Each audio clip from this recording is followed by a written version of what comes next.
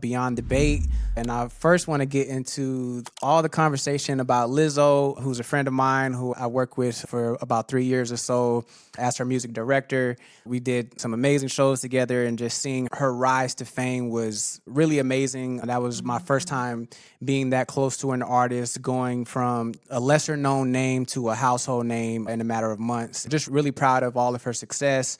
But a lot of conversation has been about her weight loss journey, which I'm really proud of, because I remember some of the conversations that we had of, her asking questions about changing her diet. I was plant-based at the time, and different things that was clearly something that she was aspiring to. So this is nothing new for her. And what I'm disappointed in is seeing a lot of the comments shaming her for not being body positive by losing the weight. And somehow this lessens how proud she was to be the size that she used to be. And I would love to hear what you think about that. Yeah, I think the funny thing is it's not even how vocal people are about her weight loss. It's the fact that her weight has always been at the forefront of the conversation from the beginning of her career, whether people thought that she was too big or the people thought that they felt inspired by seeing someone who looked like them.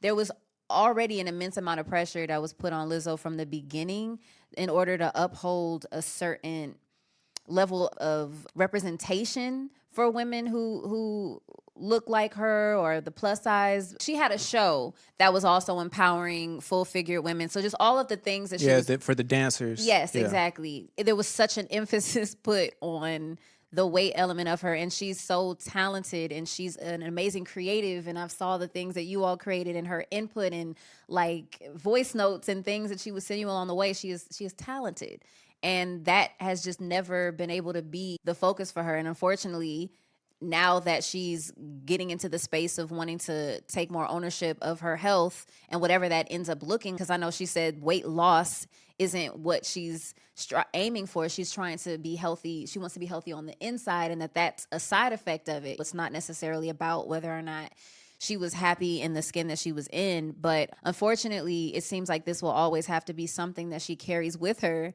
because people met her a certain way and created this expectation that I'm sure she didn't want to have to carry and be the representation for all plus size women who exist in music and film or whatever she decides to do.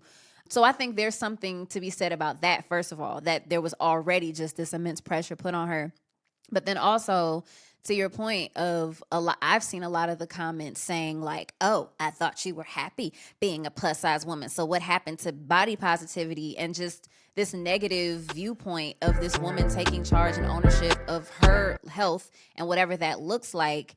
I think body positivity doesn't have to mean that you want to stay or look a certain way for the rest of your life.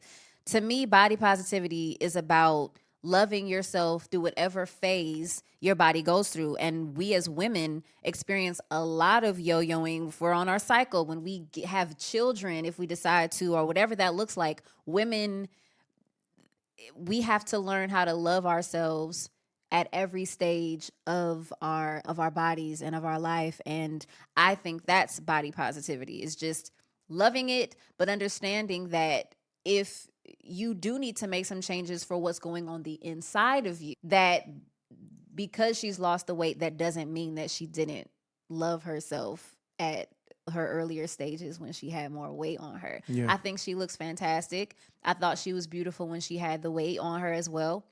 But I think that the bigger conversation should be around what's going on the inside of us. Yeah, because one of the headlines said that she was a sellout for it's like, come on, man. I think it was Truth Hurts. Sell out. Lizzo slammed for dramatic weight loss, and the ultimate betrayal will have Consequences. Thank you. Insiders say. Insiders say. So yeah, she said that she cut out Starbucks, which, if y'all know anything about me, I'm the big proponent of coffee is the devil. Starbucks doesn't just have coffee though. But she said she cut out Starbucks. That was a big thing that she noted. She said sugary breakfast, and ultimately she lost 60 pounds, lowered her BMI by 10.5, and lowered her body fat by 16%.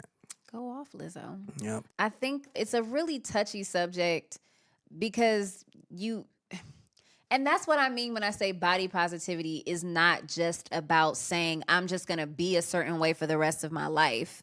I think the more important conversation should be, are you healthy? What's going on the inside? You can be healthy and look all different types of ways. Are very thin people who look like they're in shape on the outside who are not healthy inside. Yeah. So I think we need to shift the narrative in the conversation. And I'm glad that you mentioned some of those things that she was able to do for herself, because it's not just about the aesthetics of it, but yeah, just your well-being, ability to really have a full life without having all of the chronic diseases that ultimately do come along with visceral fat and certain things that we're able to control through just those little changes that she made. That because we're so unaware, and we were talking about this with beauty standards in general, and just some of the ingredients and the things that are in these products, a lot of things with the food, it's just a lack of education. And so we do a lot of these things thinking that they're normal and saying, oh, they're ritualistic, and we go and we get our coffees and our whipped cream drinks and all of this, and we just do what we see, and we have our multiple glasses of wine at the end of the day, and it's so embedded in pop culture. I can't look at a TV show Facts. Oh and my not God. see them, oh, that coffee smells good. They're waking up and it's the first thing they do, and then it makes you want to have it. Coffee and wine is definitely very programmed. It's so programmed into society. every show. Yeah. And I think that we just have to do a better job about educating ourselves about what our habits are, and that small things can have a big impact, as we see. Yep, and you can love yourself at what may be considered not your best. You should be able to love yourself in that time and still want to love yourself even more by being healthier, and that should be okay. Because I don't even know why we're having this conversation. This is crazy. It's very nice, and that's the irony of it all. It's like we're having this conversation because it shouldn't be a conversation. Because she's getting healthier in the ways that she wants to. Yes, she can be very proud of herself in 2019, but that doesn't mean that she don't keep striving for more, just like we all do in so many different areas of our lives. So shout out to Lizzo. Yeah, She's the homie, and yeah, so I'm very proud of her. Me too. Yeah. Me too.